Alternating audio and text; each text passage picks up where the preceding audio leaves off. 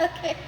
Hi, my name is Hope, and I am one of the museum interpreters for the museum in Selma this year. Okay, is there anything like you want me to say? Or no?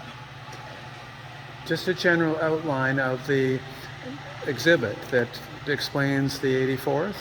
Oh, that's great. So we have a model of the 2nd Battalion uniform. You can tell by the buttons because they had to find a way to organize people without making it seem weird. What they did was they took a lot of people off of ships, French, Irish, German, anything that wasn't, white British, because the Brits are assholes. And they said, you're either going to fight with us or you're going to rot to death in prison. Now, if that wasn't enough, they did decide to bribe them with little land grants. However, after the battle had finished, the house burned down, the one that held all of the land grants in this very nice, fancy-ass manner. Burnt down, lost all of them. However, they found copies of them about 50-odd years later, so their children were able to get the land grants. The property that John Smalls lived on, that's where my house is now, which I think is really cool. We do have this little thing right here. I did not put it together. I have no idea who did, but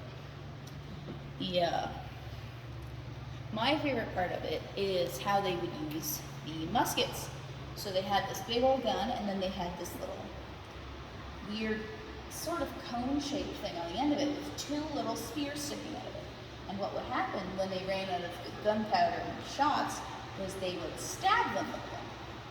Just stick it right through, and they would usually do it under the armpits or in, I believe, the neck area, and use that as sort of a final blow kind of thing.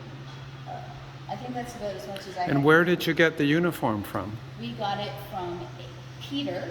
He was a part of the 84th reenactment. That was Peter Ashley. Yeah, Ashley. It looks really nice. It does. And the display is excellent, and you organized that display. I did my best. It took a while to figure out how to stick those paintings on the wall, so we ended up sticking hooks in this little this little wooden plate and hanging it like picture frames.